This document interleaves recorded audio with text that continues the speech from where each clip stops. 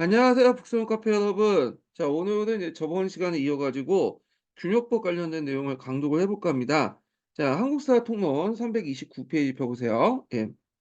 자, 앞부분은 이제 균형법의 배경 관련된 내용이 이제 나왔거든요. 예, 그래서 이제 균형법의 배경 관련된 내용을 좀, 강독하기 전에 좀 정리를 해보면, 첫 번째로는 이제 그 양난 이후에 오군영 체제가 성립되고, 이제 모병제가 실제로 본격적으로 이제 실시됐잖아요. 그래서 그 당시 그 농민들은 대부분 납포군으로 이렇게 변했고요. 그래서 원래 이 군포량이 1명당, 1년에 2필로 정했죠. 2필로. 자, 근데 실질적으로는 1 년에 2필 외에도 플러스 알파를 더 걸었다는 거죠. 예.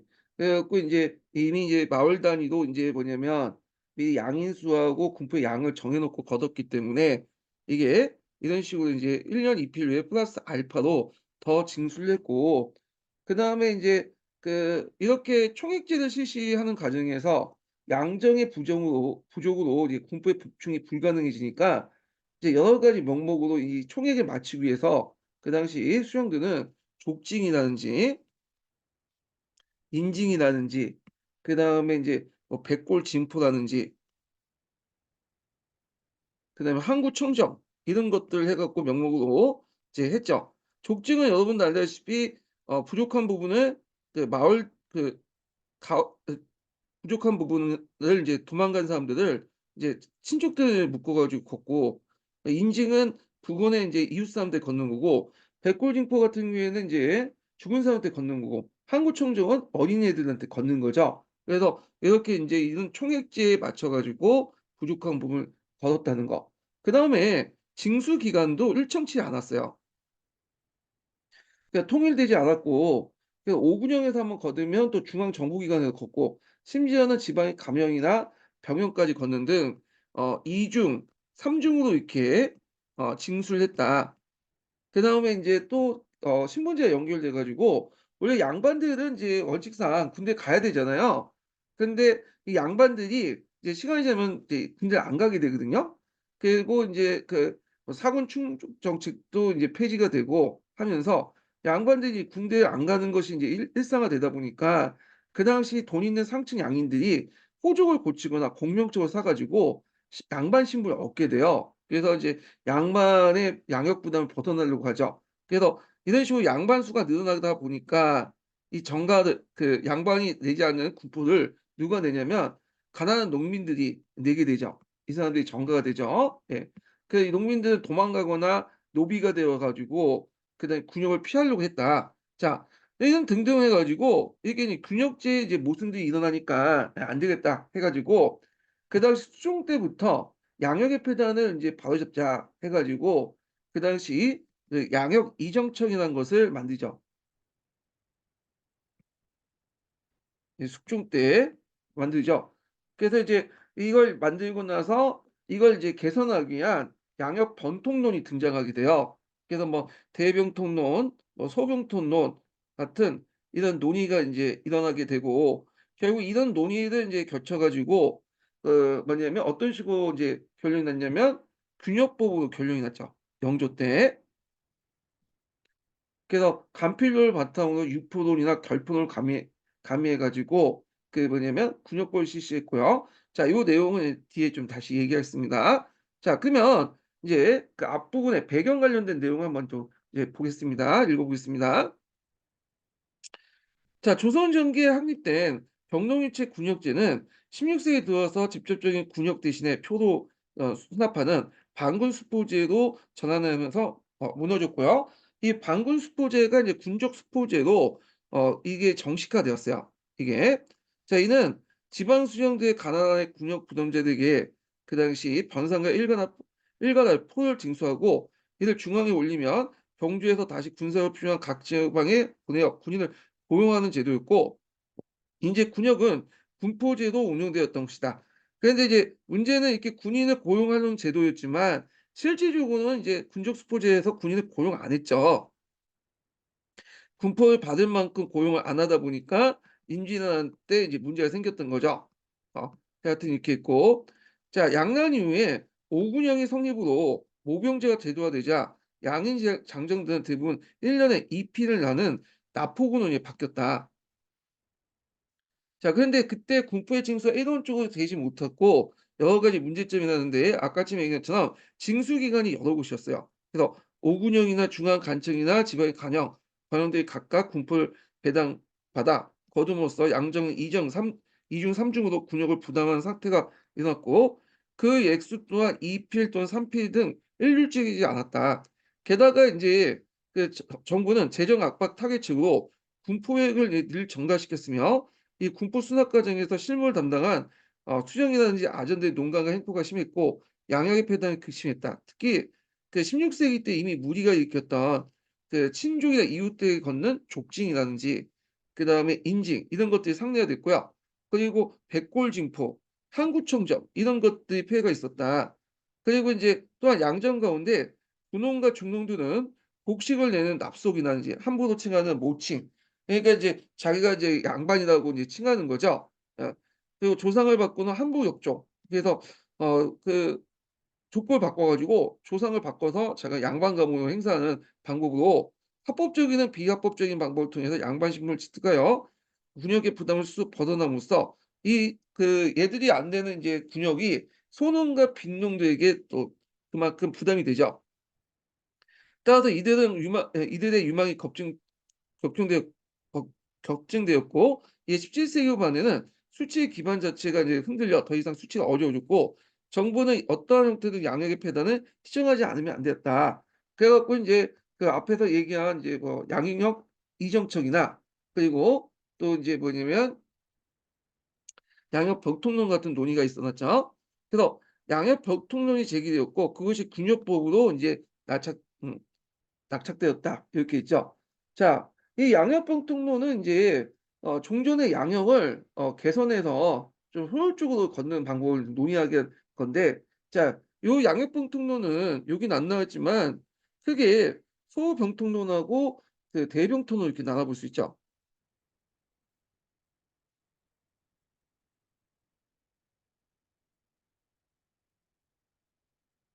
자, 그래서 이제 이 소병통로는 인제 뭐냐면 양역 폐단의 원인이 양정의 부족과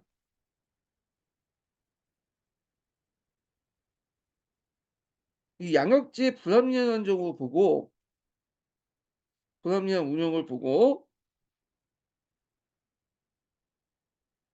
그래서 인제 요 패단을 주의하려고 했어요. 그래서 이제 양역 패단의 원인이 양재의 부족과 양역제의 불합리한 운영 때문에 본다고 생각했기 때문에 피역자, 도망간 사람들을 색출하거나 쓸데없는 군문들, 군대 수를 뭐 부대를 폐지하거나 사모석 그러니까 이제 그 정해진 양만큼 걷는 게 아니라 더 많이 걷는 것도 있거든요. 그래서 이런 것들을 이제 금지시키거나 낙강, 교생들을 군인을 이제 군역을 편입시키거나 군사 전역 정원을 감액시키거나 신역 부담력을 감소시켰어요. 간포론이라고 하죠. 예. 그래서 실제로 인제 이 소병통론을 바탕으로 해서 논의했던 것 중에 간포론이 기본적으로 받아들였죠.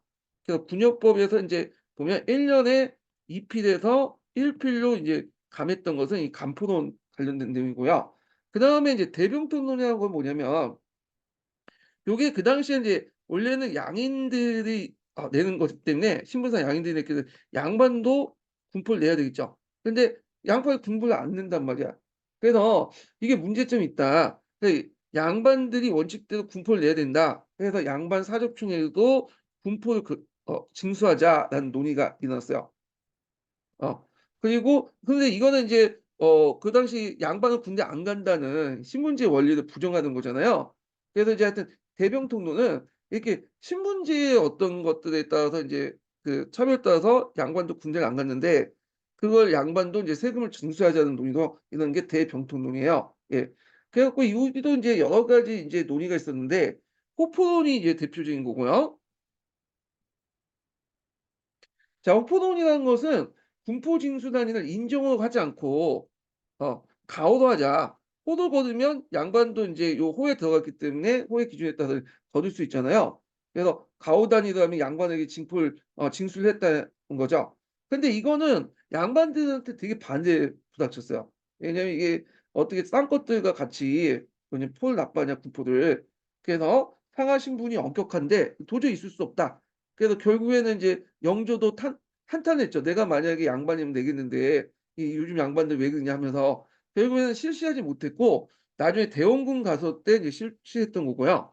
두 번째는 결포논의. 결포론은 군포를 폐지하고 토지에 부과를 하자. 어, 토지에 이제 부과를 하면 토지는 누가 많이 갖고 있어요? 양반들이 많이 갖고 있죠. 그러다 보니까 이제 이런 결포를 실시했고, 자, 그래서 이제 그거에 대해서 또 반론이 있었어요. 토지에 이미 많은 세금이 부과돼 있다. 그런데 이제 이 결포론은 이제 일정한 뭐냐면 반영이 됐죠, 나중에. 또 하나가 유포론이죠, 유포론. 육포도는 양반도 아닌 사람들에게 양반 행사하는 사람도 있었어. 상층 양민들을 대상으로 하는데 이 육포도는 이제 뭐냐 하자. 그래서 이제 상층 양반들에게 상층 양민들에게 세금을 걷자 이런 내용이고요. 그래서 나중에 선문군관포를 걷었다는 것을 이게 반영됐죠. 선문군관포 이렇게 반영한 거 반영됐고 그 다음에 네 번째가 구전론이야. 구조는 뭐냐 군포를 폐지하고 신분에 상관없이 입구자잖아요. 사회에 따라서 돈을 걷자. 그래서 이 구전론이고 그 다음에 이제 하나가 공정론이죠. 공정론. 그래서 이게 약간 농경일치론하고 일치론에 입각한 군전제와 비슷한데 그 지주전을 폐지하고 토지를 다 개혁을 한 다음에 그 뭐냐면 땅을 징수해가지고 땅을 뺏어갖고 일반 농민들에게 이 땅을 나눠주고 그 대가로서 군역의 의무를 짊어지자. 그런데 이거는 이제 양반 지주층을 중심으로 반발을 했죠. 결국에는 이제 그 양반의 어떤 그을 면제해주는 그 문제점을 개선하기 위해서 논의했던 대병통론은 여러 가지 반대에 부닥쳐가지고 일부만 반영됐다. 그래서 이제 결포론이라든지 유포론 이런 것들이 이제 좀 반영되고 이런 것들은 반영되지 않았죠. 예, 이런 것도 좀 기억을 해주시면 될 것 같고요. 자, 그 양양병토는 공정제에 입각한 병농일치에 환원하는 주장, 대병통론과 예, 공정론이죠. 그 다음에 이제 공정제죠. 그 다음에 양반층에서 군포를 내게 하는 호풍을 제기되었다. 그러니까 전자는 토지 개혁을 전제로 하는 것이기 때문에 시행되기 어렵고 후자는 영조와 일부 관료의 주장이 있지만 대다수 양반들이 양반 부정론에 부닥쳐 시행되지 못했다. 어떻게 양반이 그런 그 평민들하고 땅것들과 같이 군포를 내냐? 이 양반의 지위를 훼손시키는 거다. 결국에는 시행하지 못했다는 거죠. 그래서 시행은 이제 보통 이 소병통론에 입각한 간포론이 주였고요. 그리고 이제 이걸 부족한 걸 메꾸기 위해서 일부 결포론이나 유포론 같은 것들을 이제 수용했다. 이렇게 보시면 되겠죠. 자, 결국 정부는 군역법을 제정하여 시행했는데 이게 영조 26년 때죠. 농민들이 1년에 2필을 냈던 군포를 1필로 감해주고요. 감해진 부분들을 이제 메꾸기 위해서 그 당시 결작, 그 토지에 부과하는 거죠. 그리고 그 어염성세, 원래 왕정의 그 왕실 세금을 국가 세금으로 돌렸던 거고 숨어 있는 토지를 찾고 선무군관포, 놀고 있는 이제 한량들을 선무군관에 임명해갖고 포를 걷는 거야. 그래서 이제 이거는 유포론을 이제 어느 정도 반영했다고 이제 보시면 될 것 같아요. 자, 여기에서 결작이 난 평안항공도 제어하고 여기는 뭐 자체 인유지역이니까 제외시켰고 전국에 1결당 미 2두를 부과한 것이며 어염성세는 종전에 왕시에 속했던 것을 정부 재정으로 돌린 것이고 은견은 토지대장에 올리지 않았던 비과세지를 말한 거고요. 이들 찾아내서 새로운 그 세원을 삼는 거고 선문국가포는 양인이면서도 양반 행사를 하는 상층 양인도 있었어요. 그래서 이들이 이제 빠졌는데 군포 구단에 빠졌는데 이들에게 이제 선문 공간이나 칭호를 주고 그다음에 대신 선문 공간을 뭐냐 받는 형식으로 바뀌었다. 자, 이렇게 보시면 되죠. 자, 이와 같이 이제 군역법은 신분제하에서 양반 부력의 원칙을 고수하면서 그 토지 소유자에게 결정을 징수하고 왕시에서 어염성세를 빼내고 양인 상층에게 스포함으로써 일반 국민들의 군포 부담을 방관시키겠다. 자, 그리고 그 밑에는 이제 군역법의 이제 그 뭐냐면 결과죠. 이 결과. 자, 군요법의 실시로 농민의 부담이 가벼워졌고 이대 불만도 다소 누그러졌다. 그러나 결작이 소장민들에게 경작지에 부과되었으며 원래 결작은 토지 소유자가 내는 건데 양반 지주도 이거 안 내고 소장민들에게 이제 부과됐죠. 자, 이런 것들을 이제 뭐라고 하면 정결세야, 정결세. 그래서 이 정결세는 원래 토지세는 아닌데 인제 시간이 지나면서 토지에 부과되는 세금들 정결세라고 하거든요. 이 정결세 중에 대표적인 게 결작이에요, 결작. 자, 정부는 수입 증대를 위해서 양전세를 터무니없이 높게 책정하면서, 자, 요건 이제 좀 이해할 필요가 있는데, 이게 뭐냐면 앞에서 군역법을 실시하기 전에 이미 군총제를 실시했죠. 군총제는 조선 전기 때부터 실시했던 거야. 보통 총액제 하면 이제 조선 후기 때만 생각하는데, 군총제는 이미 오이제 그때부터 이미 딱 이게 총액을 실시를 했어요. 그래서 인제 군총제 실시인데, 이건 군총제는 국가가 미리 이제 지역 사정에 상관없이 이제 정해 놓은 건데, 그것을 인제 군역법 때는 이걸 어떻게 바꿨냐면, 이 지역 단위의 전국 단위의 총액제에서 지역 단위 군포제로 바뀌어. 그래서 마을, 그러니까 고을 단위로 해 가지고 총액제를 실시한 거야. 그래 갖고 일정한 뭐냐면 양정수만 이제 채우면 나머지는 알아서 이제 결정하도록 한 거야. 그래서 지방 고을에서는 일정한 양정수만 채워 가지고 군포 올려 보내면, 왜냐면 나머지 부분은 플러스 알파 부분은 자기가 임의대로 조정을 할 수 있는 부분이거든요. 근데 문제는 이게 이제 지방 수령들이 이게 내려오면서 예를 들어 갖고 500 피를 이제 납부를 하면 이제 의무 할당량이에요. 그걸 납부하면 플러스 알파는 대독 안 걷는 게 좋은데, 이 사람들이 여기 플러스 알파를 더 걷죠. 그리고 나서 더 문제는 뭐냐면, 여기에서 또 플러스 알파도 마음대로 걷으면 안 돼요. 500 석이고 요 안에서 300석 더 걷을 수 있는 이제 어 뭐냐면 영향을 주는데, 그걸 이제 예를 들어서 500 석은 의무 할당량이고 300 석은 너희들 알아서 해라 하는데, 300석 왕충한 다음에 또 뭐냐면 법에서 정하지 않는 플러스 알파를 더 걷어. 그러니까 요걸 이제 3 호속이라고 하죠. 예, 3 호속. 그래서 500 필은 그런 다음에 300 필은 자기가 알아서 하는 부분은 다 이제 걷고, 그걸 지방 재정 간화로 쓰거나 자기가 꿀꺽하고, 나머지 또 인제 원래 거두지 말아야 되는, 그 이상 걷지 말아야 되는데 그거 외에 법적 외에 뭐냐면 플러스 알파를 더 걷는다. 이 3 호속이 계속 행해지게 된다는 거예요. 그러다 보니까 백성들의 부담이 가중될 수밖에 없죠. 그래서 이제 이런 총액제가 전국 단위의 총액제에서 지역 단위 군포제로 전환되면서, 이 지방 수령들이 자기의 역량 안에 있는 이제 자율권 안에 있는 군포뿐만 아니라 원래부터 더 이상 걷지 말도록 하는 액수를 벗어나 걷지 말도록 걷을 수 있는 액수를 벗어나서 더 징수했다. 그래서 인제 이게 실효성을 상실했다, 이렇게 보시면 되겠죠. 자, 그래서 인제 처음에 30만 을 파악됐던 납포군이 군역법 실시 후 50만 원 격정됐고요. 이때마다 이제 경북 이 때문이다. 그래서 그 수를 맞추기 위해서 이제 더 많이 걷었다, 이렇게 보시면 돼요.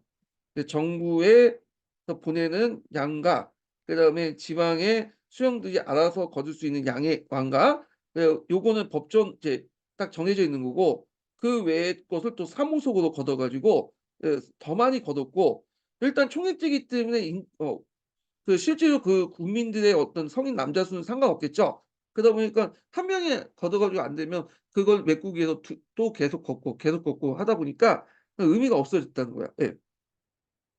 자, 그래서 인제 군역법의 실시에도 불구하고 군정의 문란은 다시 농민 생활을 위협하게 되었다, 이렇게 이제 보시면 될 것 같아요. 자, 주를 한번 읽어 보겠습니다. 주에 보면 인제 여기 호포론이라는 게 있죠. 호포론. 자, 호포론은 당시에 받아들이지 못했다가 훗날 대원군에서 시행되었다. 그러나 이때 양반호의 부담을 상민호보다 적게 한다는 내용상 변경이 가졌다. 예. 그래서 이제 요 부분은 제가 그 구한말 관련된 강독할 때 좀 얘기했어요. 그래서 상민호는 양반호보다 1.5배 정도 더 걷었어요. 1.5배. 예. 그리고 인제 호포할 때 이제 양반들 체면을 고려해 가지고 양반들이 직접 수납하게 하는 게 아니라 머슴들 시켜 갖고 인제 이렇게 갖다 바치도록 했죠. 예. 그래서 인제 요런 내용들 인제 파악을 해 두시고, 자, 그다음에 인제 요 관련된 시민항국사 내용을 좀 파악을 보겠습니다.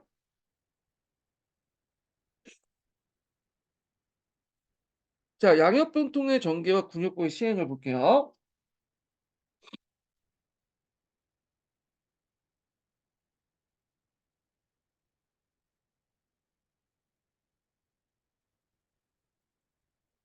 자, 15세기 말부터 대가를 받고 군역을 대신 지는 대립군이 출현했으며 중종 때는 대립가를 포도 납부하는 군적 수포제가 시행되면서 군역의 납부화가 이제 진행됐고, 한편 양난이의 훈련도관을 비롯해서 어용총, 총용총, 수호총, 금이형 등을 군역이 신설되면서 각 군역에서 군함을 마련해서 군역자의 경쟁력을 확보하려고 했다. 그러나 양난이 외에 양인의 장정수가 줄어든 데다가 17세기 말 경신대기근, 이 경신대기근 때 많은 사람이 죽였다고 하죠. 을병대기근하고.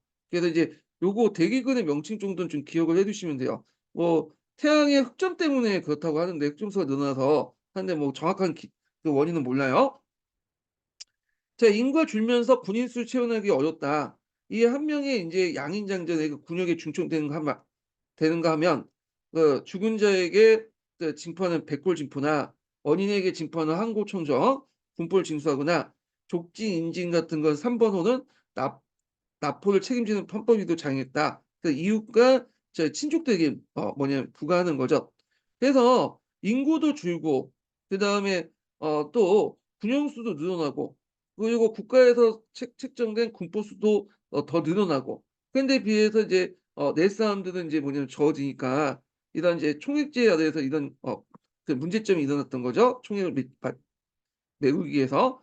자, 그래서 정부에서는 각 군역에서 무분별하게 군인을 합치는 걸 제한하기 위해 17세기 후반부터 군역의 군안을 조사해 군인 수와 역종을 줄이는 조치를 취했다.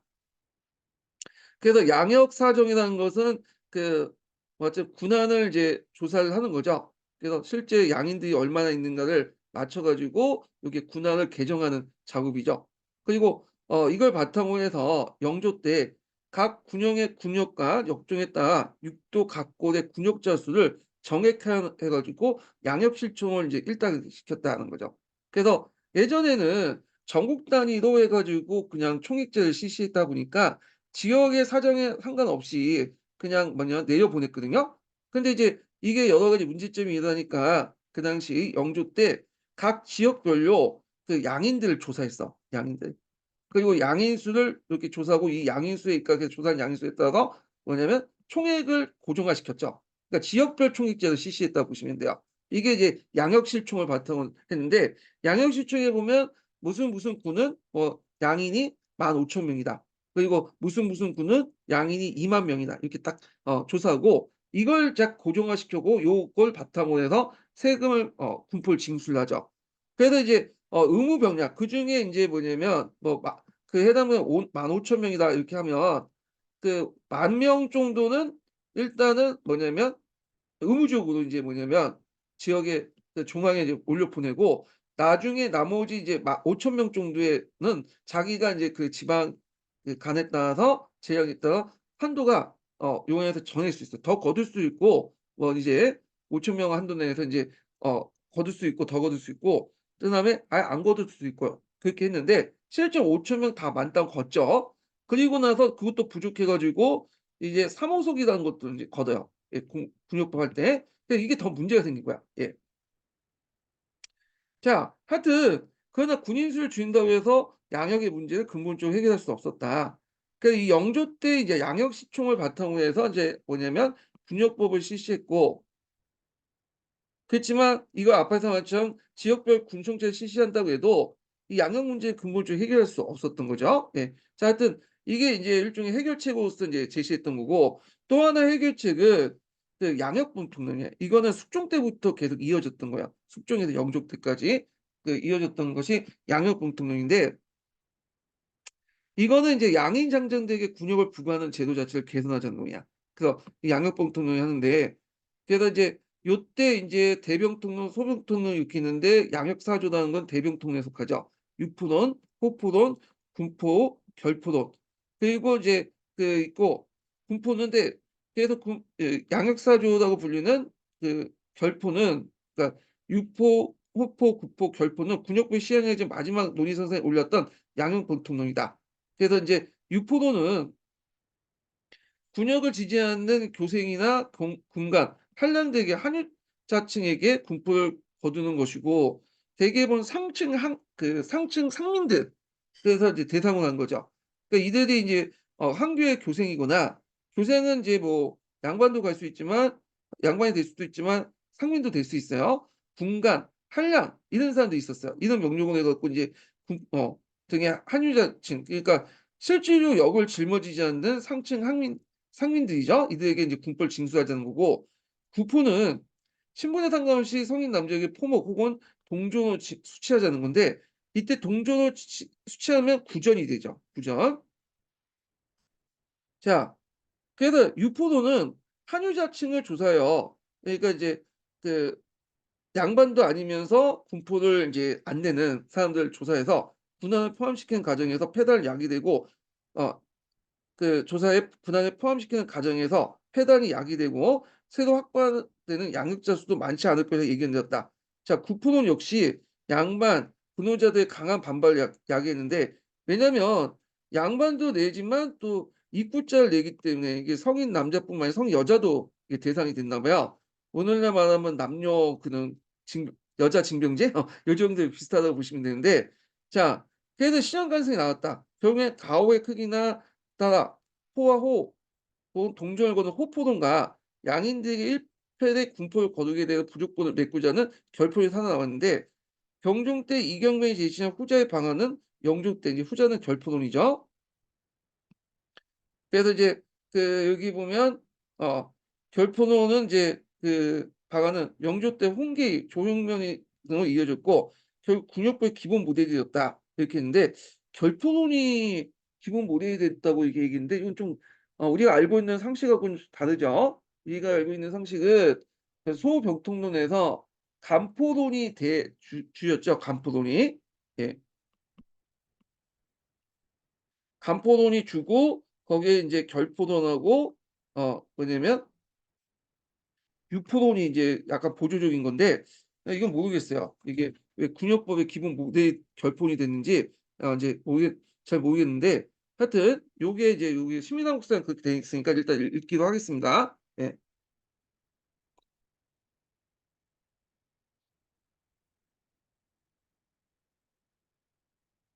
제가 잘못 이해했네요. 잘못 이해한 건 뭐냐면 결포론이 아니라 여기 양인에게 1필의 군포를 거두어 부족분이고 거두되 부족분 토지의 부과는 결포론이니까 여기까지가 인제 뭐냐 간포론이고 기본은 간포론인데 이걸 부조하기 위해서 부족분을 메꾸기 위해서 결포론을 일부 실시하자. 그 내용이죠. 예 맞아요. 이 기본 모델이 된 거 맞아요. 예. 제가 여기까지만 읽고 여기서 끊어서 읽어서 요것만 연결시켰는데 요 앞부분을 읽어보니까 간포론 관련된 내용이네요. 예. 자 영조는 처음에는 박문수가 제안한 호포론을 염두에 뒀으며 호 대신에 돈을 거둔 호존론에 힘을 실었다. 그러나 호적산 양육자 수를 제대로 파악하지 못한 상황인데다가 기존의 군포 수입을 고려해 호당 납부된 돈이 1년을 걷더라도 부족하였다. 그래서 이제 결국 영조는 군포를 1필에서 1필록 2필에서 1필록 줄이고 군영과 정부 각사의 군포 수입을 보존해 주기 위해서 급대 방안을 이제 마련했다. 급대 방안은 부족한 걸 메꾸기 위한 방안이란 뜻이에요. 자 우선 급대를 담당하는 군역청을 실시하고 그리고 한편 군방에 속한 어염성세와 각고의 은역들을 군역청에 귀속시키고 그리고 이제 실질적으로 양반도 아니면서 뭐냐면 군포를 안 내는 한유자층에게 선무군간이라는 칭호를 주고 선무군간포를 이제 거뒀죠. 또한 육두의 토지 1결당 쌀 2두 혹은 동전 3전을 부과하여 선해천 자원으로서 인제 일부 옮겼다. 이걸 이제 결포라고 하죠. 결포제. 근데 이걸 이제 뭐냐 돈을 거는 결전이라고 하죠. 결전. 포도 거두 쌀로 거두면 결포 말을 잘못했네요. 예. 이게 결전이라고 하고 쌀을 겨우면 결작이라고 하죠. 결작. 예. 그래 갖고 육도의 이제 토지 1결당 결제고 쌀 2말 또는 결전으로서 동 5전을 부과하고 선해천의 자원을 이용했다. 이렇게 보시면 될 것 같아요. 예. 자 군역부의 시행으로 백성들의 군포 부담이 크게 줄었지만 중앙군영과 정부 각사, 왕실의 재정에 타격을 입었다. 중앙정부는 군역청을 설립하고 군역사목과 추사목을 반포하여 군영과 각사, 왕실에 주어던 군포 수입을 일부 급배해 주는 동시에 불필요한 경비를 삭감시켰다. 그러나 지방군연의 경우 경상도에 쓰던 은영도를 일방적으로 군역청이 빼앗김으로써 향후 재정 부족에 직면하게 되었고 더욱이 양협 통론이 간필급대를 고취하는 군역법으로 기결됨에 따라 신분에 관계없이 군포를 수취하는 군포를 수취하는 하는 보다 근본적인 병통안이 고종 때 호법부 시행되기까지 다시 한 세기에 기다려야 했다. 뭐 이런 내용들 좀 기억을 해두시면 될 것 같고요. 자, 그 다음에 이제 넘어가서 그 부생 관련된 내용을 이제 보겠습니다.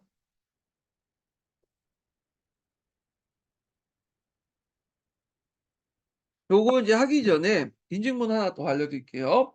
인증번호는 첫 번 그 마지막 인증번호 오늘 이번 주에는 이거 한 강만 할 거예요. 예. 마지막 인증번호는 71번입니다. 예. 마지막 인증번호는 71번이에요. 자, 포셈에 있는 내용을 좀 보겠습니다. 자, 포셈 240페이지 펴보세요. 자, 군역을 고르게 한다든지 양반을 왜 빠져 하면서 이제 군역법 관련된 내용이 있는데 자, 양역은 국가의 신분제에 기반을 하여 양인에게 부과하는 신역인데 원래 신분상 양인들은 다 뭐냐면 어떤 식으로 군역을 짊어지게 되는데 근데 실제로 양반들은 이제 빠지게 됐죠. 당초 노동력에 직접 징수하였으나 점차 대립을 일반화되면서 물량으로 전환되어 갔다. 16세기 이래 지주전호제의 발달, 상품화폐 경제 발전, 신분제 동요 등으로 인해 양인 측의 몰락과 군역부가 불균등의 심화됨에 따라서 조선 국가는 양형 문제를 해결하기에 부심하게 되었다. 결국 토지 개혁에 통한 자연 농민층의 육성방을 물론이고 신분제 일정 개혁도 유보한 채 양형 문제는 군역부로 정리됐다. 이렇게 보는데 자 그래서 이제 군역법 시식 배경을 보겠습니다. 자 원칙상 이제 조선시대 때 군역은 법제상 양인이면 양반이든 평민이든 모두 부담해야 하는 신욕으로서 구역이었다. 이른바 그 유신 즉 유역이라 해서 그래서 이제 그로서 양역이기 때문이다. 이런 가운데 이제 양역에는 공사천을 제외되어 있지만 공사천의 역은 양역보다 더 천하고 무거운 노역 또는 노역으로서 군역을 짊어졌다. 자 그래서 이들은 천역을 짊어지거나 그런데 원칙상 국역은 아니지만 군역은 아니지만 실제 군역을 졌죠. 예. 그런 얘기를 하고 있는 거고요. 자, 다만 이 시기 때 신분제 사회인 만큼 양반이나 평민은 모두 같은 형태의 군역을 종사하지 않았다. 말 그대로 양반, 문반과 무반은 왕실의 번봉으로서 직역에 종사했고, 제가 예전에 설명했는데 직역하고 군역은 호환이 돼요. 저희가 이제 갈 일이 있으면 그 군대에 다녀온 거와 비슷하게 방학했을 때 군역에서 빠지게 되고 아전도 빠지죠. 예. 그리고 이제 국가는 그 반대국보로 가전을 분급했고요. 관료 예비군인 양반의 자제는 군역을 져야지만 일종의 음서로서 충순이와 충창이 같은 특수 변경이 있었다. 그래서 음서 종 2푼 정도 되는 사람이면 음서를 이제 시험을 보는데 그때 떨어지는 사람들을 위해서 자제들 대상으로 충순이나 충창이 같은 걸 만들었어요. 이게 되게 특수 변종인데 되게 고위직 관료들 자제들을 대상으로 이제 했던 거야. 거기에다 이제 그 장교도 좀 근무하면 그 한일리에 근무하면 이제 나오면 제대하면 이제 그들에게 그 뭐냐면 좀 약간 작은 고을 자재 헝감 정도는 마련해 주는 그런 자리였거든요. 그래서 충순위에서 대표적인 게 한명회 있죠. 한명회가 과거 시험에 되게 떨어지니까 충순위에서 근무했다고 그러잖아요. 예. 그래서 이제 요런 것들과 연결시켜서 보시면 될 것 같아요. 자, 그런데 16세기 들어 가전 봉급의 양이 줄다가 마침내 그 지급 자체가 중단되었고 세조 때 보법이 시행되면서 원칙적으로 양반도 정병과 갑사에 편입되어야 되지만 신분제가 엄존된 상황에서 양반층이 군역에 순순히 응할 수 없었다. 그리고 국가에서도 가전을 지급하지 못하면서 군역만 강요할 수 없었으므로 군역의 면제는 우문책이단으로 관료 예비군의 배령이기도 했다. 그래서 이들은 이제 여러 가지 명목으로 빠지게 되는 거죠. 그래서 이제 교생이니 원생이니 뭐 등등 해 갖고 빠지게 됐다. 이렇게 보시면 돼요. 그러는 가운데 양관층 점차 자연스럽게 군역이 면제됐고 군역은 인제 양미 부담의 신역이 고착되었다. 그 인조 때 사군 사족 충군 정책이 있어요. 그래서 예전에 그 사군 충군 정책이라는 게 있어서 그 뭐냐면 한교의 교생이나 이런 데서 인제 뭐냐 시험 보다가 이제 안 되면 계속 떨어지면 낙강생으로 해 갖고 사족충도 인제 뭐냐면 군역의 의무를 짊어지도록 했던 정책들이 있거든요. 이런 정책들이 있었는데 인조 때 들어가면 이런 사군 충군 정책 쭉 다 폐지됐어. 그래서 왕교나 교생이 아니라도 교생이나 원생이 아니라도 그 뭐냐면 집에서 공부만 하면 낭만 사육도는 빠지는 정책이야. 그러니까 유아코로 이제 분류돼 갖고 아예 면제를 받는 거죠. 예.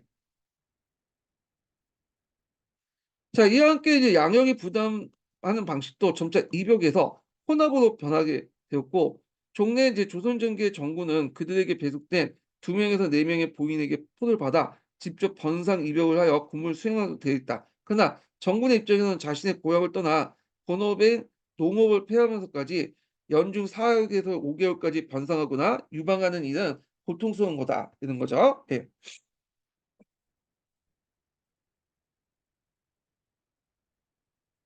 변상고는 다른 지역으로 가는 거고 유방은 자기 지역을 지키는 걸 의미해요. 그래서 유방군이라고 해서 인제 있어요, 얘네들이.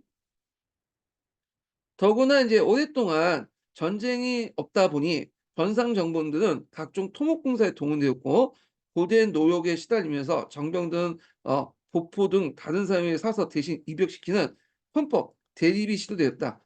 마침내 16 세기 들어 지주제가 강화되면서 토지에 이탈한 농민들이 서울로 모여들고 있었고 대리인을 구할 여건도 마련되었다. 자, 그런데 대립이 변상정권과 대립인 간의 사적인 관계이다가 중간에 각사의 말단 간속들이 이제 개입하면서 대립가가 폭등하게 되자 16세기 중엽 정부는 개인적으로 이뤄진 대립을 금지하고 병상 보병에 한해서 병상을 면제해주고 대신 포를 병주에 납부하게 하고 병주에는 각 포를 각 역지에 보내는 그 군사 갑을 주고 고용한 제도가 있는데 이걸 대형 납포 방식을 방군 수포제라고 하죠. 이것이 합법화시킨 것이 중종 때 군족수포제요. 그래서 군족수포제가 법제화되고 기병을 위한 보병에는 수포가 일반화됐다. 또한 지방의 유방 정권에게는 본래 군족수포에 적용되지 않았지만 이와 상관없이 자의적으로 대립이 일상적으로 일어났다. 유방 정권은 뭐냐면 지방에 머물면서 그 지방을 지키는 부대들 말해요. 그래서 인제 있는데 보통 그 조선 군대는 한 지방이나 이제 거주하는 어떤 그 지역에 거주하는 병력이 있으면 2분의 1은 유방 정군 그 지역의 토착민을 데리고 이제 그 군인을 삼고 2분의 1은 병상병 다른 지역의 군인도 이렇게 잡아요. 근데 병상부는 다른 지역에서 떠났기 때문에 봉족을 지급받는 거고 유방 정군은 이제 이 뭐냐면 그 자기에서 이제 항토 예비군으로서 자기가 출퇴근 형식으로 돼 있죠. 그래서 집에는 있다가 이제 뭐냐면 유사시에 튀쳐나오는 형태이기 때문에 별도로 뭐 군포 같은 것들을 지급하지 않았나 봐요, 이런 것들이. 자, 그래서 하여튼 이렇기 때문에 유방 정부 같은 경우는 대립이 인제 뭐냐면 원래 없었지만 어 아니 잠깐만 다시 얘기할게요. 그래서 또한 지방의 유방 정군에게는 본래 군족 수포제가 적용되지 않았지만 이와 상관없이 자의적으로 대립이 일상적으로 일어났다. 근데 유방 정군은 원래 적용되지 않고 이 군주 뭐냐면 군포도 뭐 징수하지 않고 뭐 그랬던 건데 근데 이제 이와 상관없이 이제 나중에 시간이 오면서 유방 정군조차 대립이 일어났다. 뭐 이런 내용 같아요. 예. 그래서 이른바 반군수포였다. 그래서 이런 이제 대역 대신에 사람을 사는 대신에 인제는 점점 시간이 지나면서 강가에서 이제 뭐냐면 군포를 징수를 받거나 아니면 유방군도 자체적으로 인제 뭐냐면 이렇게 징수 징포 포를 받거나 이런 식으로 해 가지고 근데 이게 반군수포였다는 거죠. 자, 그래서 이제 결국 군족수포나 반군수포를 통해서 조선의 군역 수치 방식은 농민이 직접 입역해서 물리학으로 전환됐던 것이다. 그래서 종전의 대립가와 그다음에 그 대역 납포, 반군수포 등등이 군족수포로 인제 제도화되는 그 과정들 쭉 얘기해 봤어요, 지금. 예. 자, 그래서 인제 있고 임진왜란이 겪으면서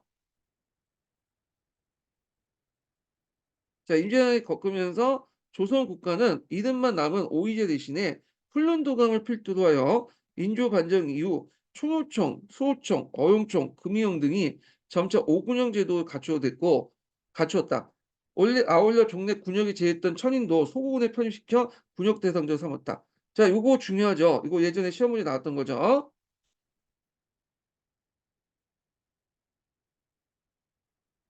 그래서 천인도 소고군에 편입시켜서 군역 대상자로 삼았다.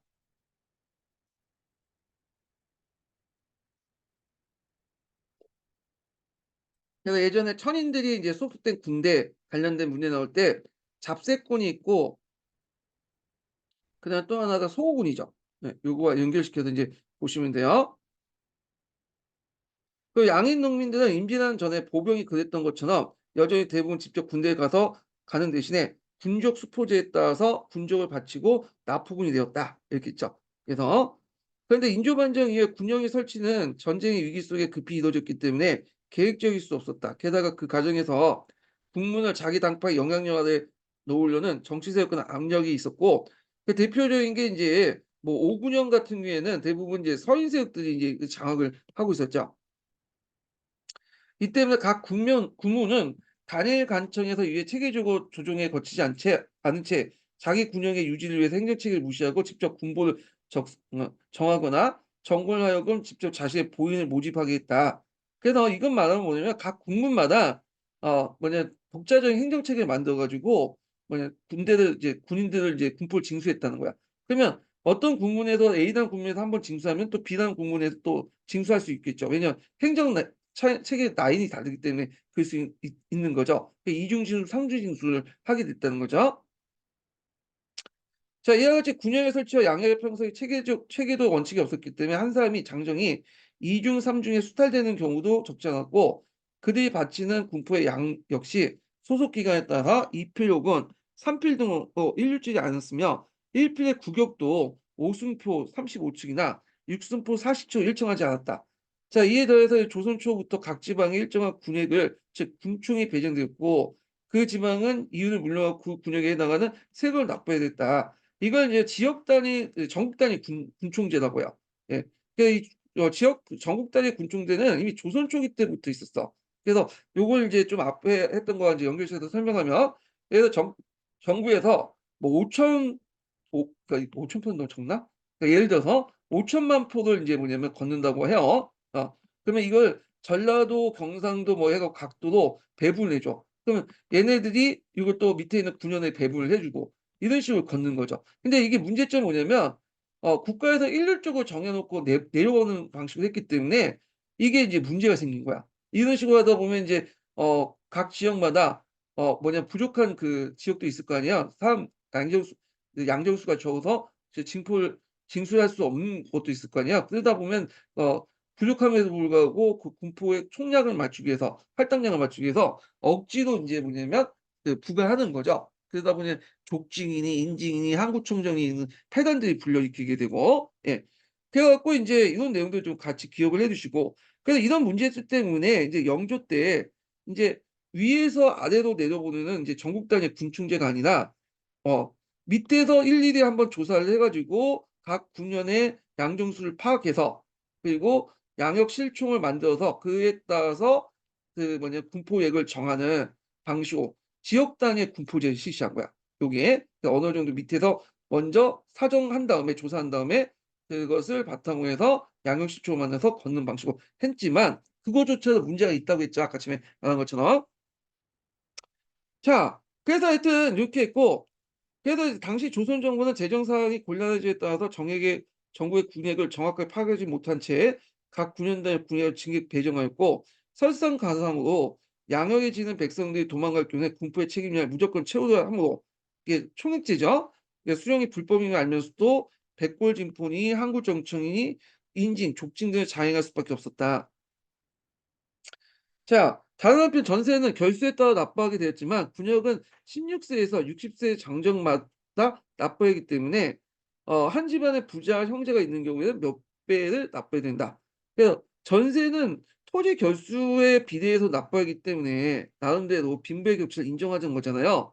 근데 군역은 빈부격차 상관없이 성인 남자 수를 바탕으로 하기 때문에 성인 남자가 많으면 가난한 집안이라도 그 군대를 가야 된다는 거예요. 아니면 그걸 맞는 포납부하거나 포납부가 맞겠죠. 예를 들어서 뭐 삼성의 이재용 그 집안이 삼성가에서 그 남자가 2명 있다고 1명 있다고 1명 어 한 명만 이제 군대 가는 거와 그다음에 일반 평민들이 집에 이제 형제가 많다고 해서 2-3 명이 남자가 많다고 해서 남자 형제가 많다고 해서 2-3 명을 보내는 거하고 어떻게 더 부담이 크겠어요. 당연히 평민들이 그 남자 형제들이 많다는 이유로 평민 자제들이 가는 게 훨씬 더 부담이 크겠죠. 요거와 연결시켜서 이제 같이 보시면 될 것 같아요.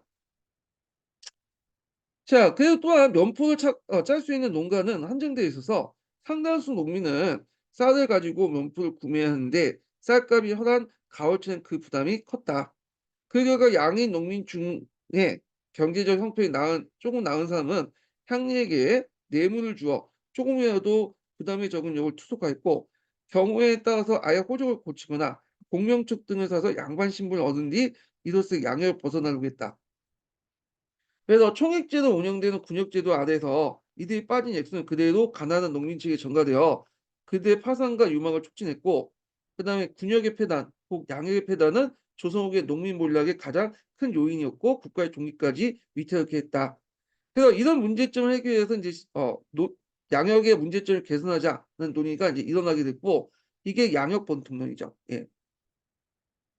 자, 그 기본 방향은 소병통론인데, 이거는 이제 개량하여 양육제 유지 재건하는 방안과 신분제를 뜯어 고쳐서 양반도 세금을 내는 대병통론, 이 두 가지 방향으로 이제 나서죠. 자, 소병통론은 양육 폐단의 원인을 양정의 부족과 불합리한 어떤 운영에 있다고 보고 피역자를 찾아내거나 군사수를 줄이고 이를 양적으로 확보하거나 양역제 운영을 중앙과 지방 차원에서 조정하거나 양역의 부담을 절반을 줄이자는 주장이었다. 이게 간포론이죠.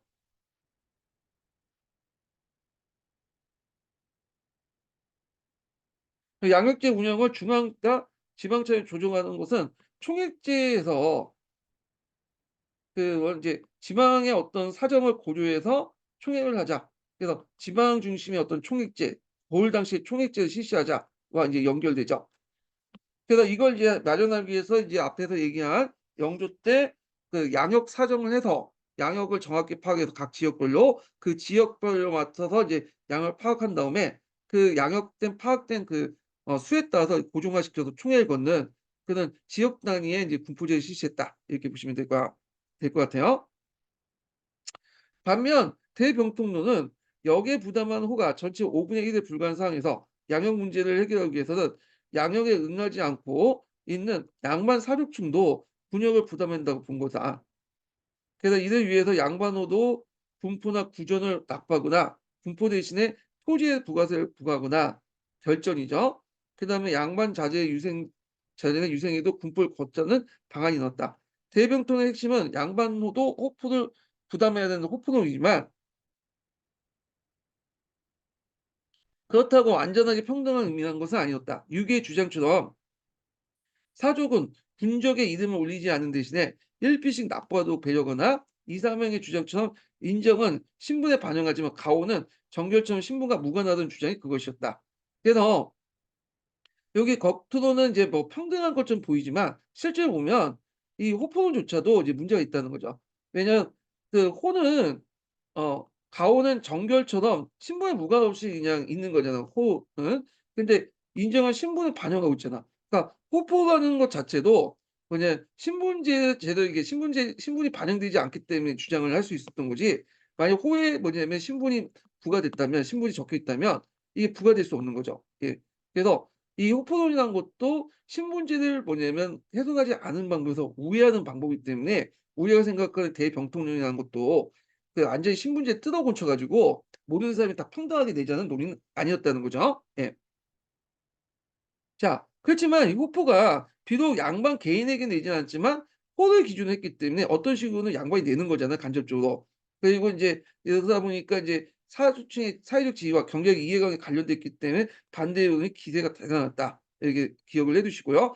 결국엔 호포라고 해도 뭐냐면 호에 있는 양반들이 내는 거고 양반들 입장에서 볼 때는 우회적으로 인제 내도록 했지만 호를 하는 이름으로 자기들의 이제 호의 이름에 호라는 이름으로 내더라도 양반의 또 시주로 내기 때문에 자신의 어떤 사회적 지위가 격화된다는 의미이기도 하잖아요. 그렇기 때문에 반대가 심했다는 거. 예.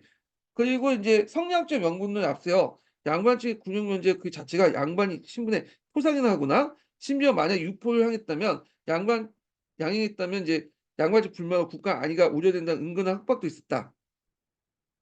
자, 이와 같이 양육병통의 문제는 오랜 시간 동안 논의되었고 소병통론은 사실상 양형 문제를 해결할 수 없다는 점은 분명해지지만 숙종 때 이래 계속된 전국 분란과 집권 세력의 이제 치하로 인해 대병통을 주장하는 세력들은 소신 있게 정책을 추진할 수 없었다. 자, 이에 조선 정부는 양형 문제를 야기된 농민 몰락을 대처하기 위해서 한정을 철저하게 이제 수갈하여, 그러니까 놀고 먹고 있는 이제 사람들이죠. 예, 수갈하여 조사해서 양형을 부담하는 양인의 수를 늘려서 양형 문제를 완화하려고 했다. 그래서 오가작독법 호패법이 시행되었고, 그다음에 이 호패법은 조선 초기 때부터 이제 실시됐다가 실시되지 않았다가 왔다 갔다 해요. 이게 조선 후기 때 이제 정착이 된 거예요. 그래서 수종 초반에 에서 영조 초반에까지 대대적인 한정 순갈 정책을 시행되었다. 그래서 숨어 있는 이제 놀고 있는 그 호들을, 그 양정들을 조사해 가지고 군족에 집어넣으려고 했죠. 자, 이와 함께 아울러 국가 재정상 이유로 한없이 늘어났던 역총을 고정하거나 줄이는 정책도 함께 추진했다. 앞에서 인제 그 시민왕국사하고 연결돼서 보면 그 당시 인제 그 양정을 조사해서 지역별로 양정을 이제 조사해 가지고 거기에 인제 양역 실총의 그 사항을 집어넣고 그거를 이제 조사를 바탕으로 해서 양역을 고정화시키는 그런 정책들을 얘기하는 거예요. 예. 자, 그러나 한정 수갈과 역청 조정으로는 양역 문제 근본적으로 해결할 수 없었다. 결국 조선 국가는 양역 자체를 어떤 형태든 조정하지 않을 수 없었다. 자, 군역법의 시행을 보겠습니다.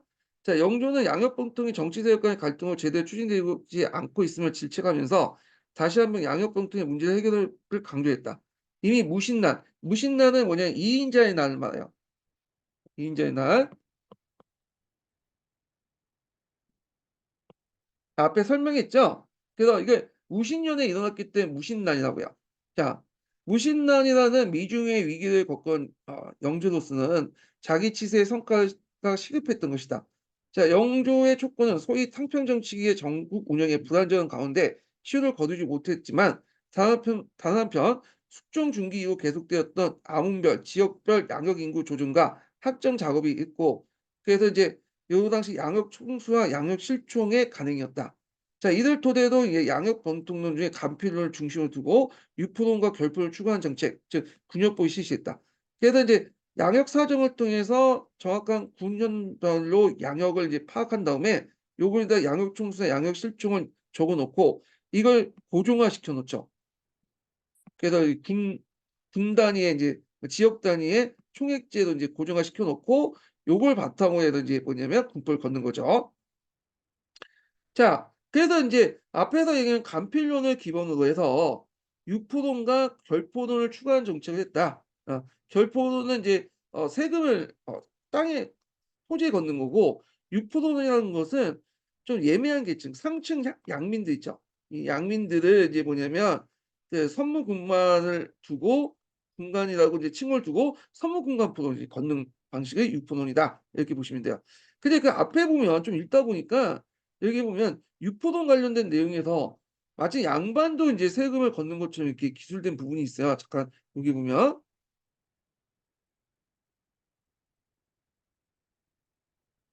여기에서 잠깐만 보인가요? 잠깐만요. 예. 음. 그래서 양반 제도가 유생대의 군포를 인제 거두는 방안이다 하는 게 이게 아마 유포론 관련된 내용 같아.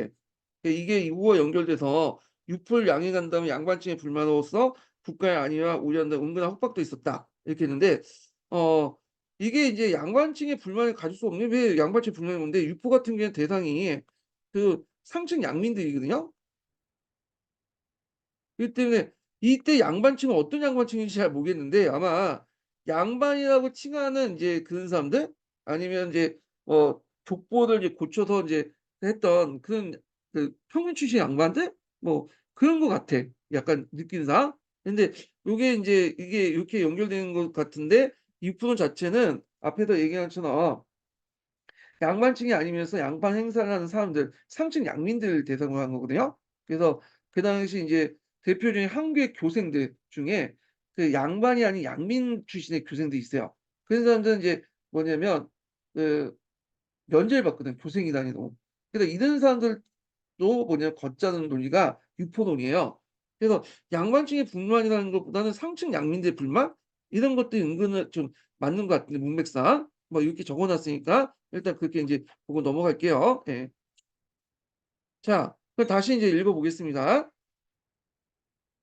자 군역법에 인해서 이 농민들은 연간 2 필에 바쳤던 군포를 1 필로 줄어들었고 반감된 군포 수입에 대해서 결장미와 어영성세, 응여 결세, 선무공관포 등을 통해서 보충하게 되었다.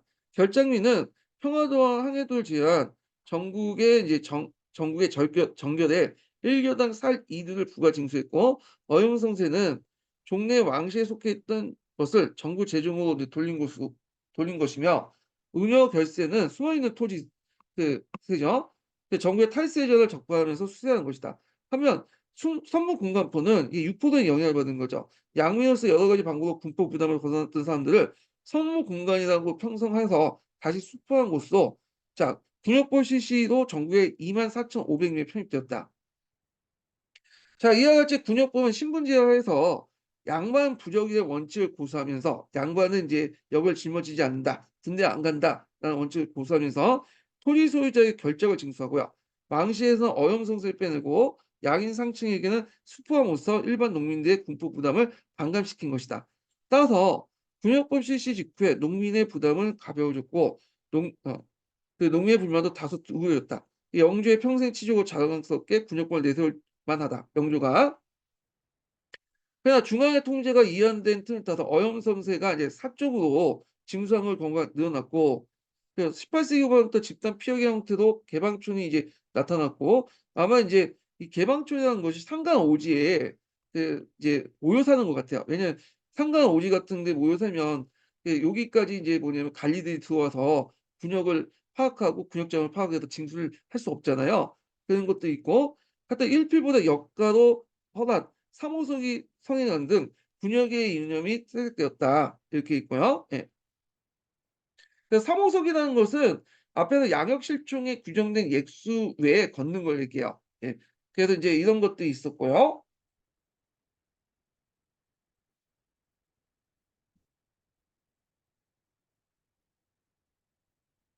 자 또한 토지가 부과됐던 결장미 부담이 소작농민에게 돌아갔고 원래는 지주가 내야 되는데 이걸 소작농민이 내는 거죠. 정부의 군의 채점이 급격히 많아짐에 따라 농민 부담이 점점 가중되었다. 그래서 이제 앞에 얘기한 것처럼 원래는 양역 실종에 입각해서 걷어야 되는데 요게 플러스 알파가 더 걷죠. 예. 그래서 이제 이런 문제점이 일어났다는 거.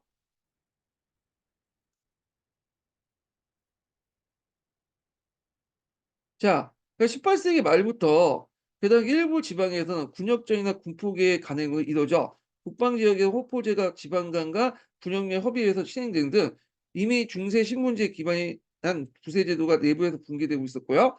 이후 19세기 세조정치 시기에 들어오면서 신분제가 사실상 파탄이 일어서 군정의 물란은 삼정의 물란 하나로 되살아나서 전 국민의 농민저항, 즉 밀란을 불러일으키는 원인이 되었다. 이렇게 이제 보시면 될 것 같아요.